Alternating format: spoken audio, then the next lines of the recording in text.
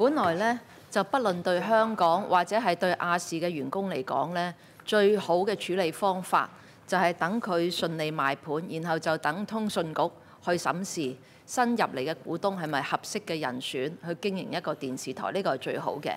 但係政府呢，就成日都話程序公義，咁啊德勤都已經講咗話有人針緊可以賣盤啊，你嗱嗱聲驚佢賣得成咁啊，走出嚟就話唔續個牌俾佢，就等佢咧傾都冇得傾到落去，咁然後造成今日咁嘅局面。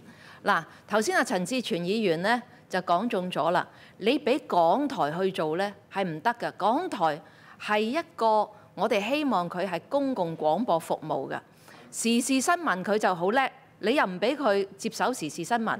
拍劇綜合嗰啲佢唔識㗎，你問佢哋員工啦，佢哋從來未做過㗎。拍劇最多都係拍獅子山下嘅啫，又唔會拍呢啲大地恩情呢啲什麼什麼。到時呢，就變咗係點呢？就係一台唔係獨大啊，係獨佔個市場，並且根據局長嘅講法，仲可以獨佔到2020喎。呢個壟斷嘅情況就係你哋。即係政府係一手造成㗎，咁你而家就話啊程序公義，但係咧到最後個後果就係有一個壟斷嘅情況出現，咁仲叫得做公義啊？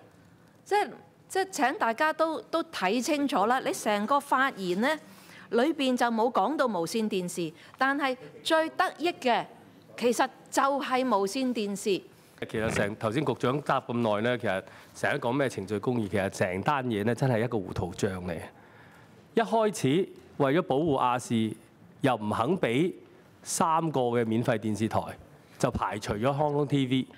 咁當時我哋話啊，你不如俾多啲啦。咁其實嗰陣時佢話唔得，又驚競爭到咧，大家咧係即係幾個都冇得食。咁點知而家咧就根本就嗰陣時係為咗保護亞視喎嚇。咁然後咧。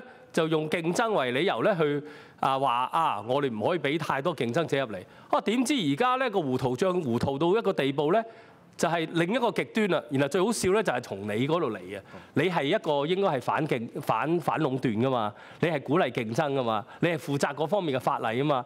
其實而家你搞到最另一個極端啦，一台獨大，完全冇晒競爭，壟斷晒。即係你係咪好糊塗咧？成個帳我真係就想問你，係嘛？搞到而家今時今日。真係好離譜，我覺得。同埋呢個離譜嘅情況咧，要維持幾年，去到2020。嗱，如果到時搞唔掂咧，可能仲耐啲添。咁你呢幾年裏邊咧，就係一台獨大，壟斷晒廣告。香港啲廣告商乜都唔使去㗎啦，淨係一個台㗎咋。咁個台咪可以，哇！即係加價即刻。壟斷咗就容易加價啦。咁你點搞啊？然後嗰啲免費電視咧，又未出到台喎。